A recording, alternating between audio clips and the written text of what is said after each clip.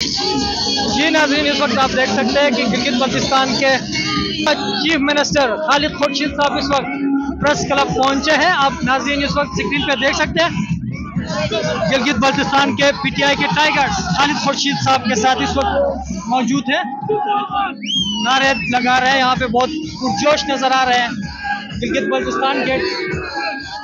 यहाँ पे पीटीआई के टाइगर इस वक्त आप देख सकते हैं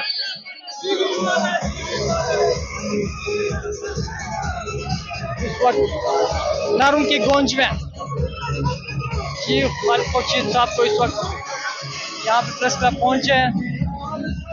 आप स्क्रीन पे देख सकते हैं लाइव मनाजिर इस वक्त।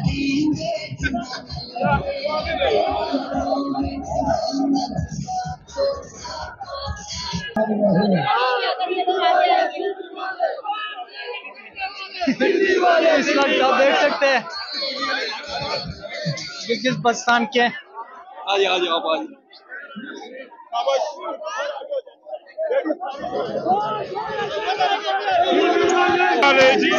देख सकते हैं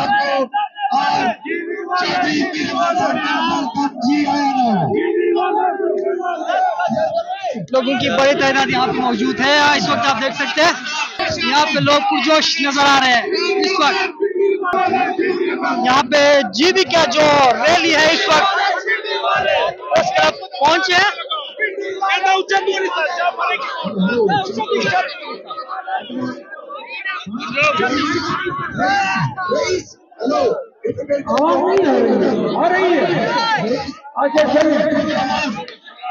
जिसकी आदत आई है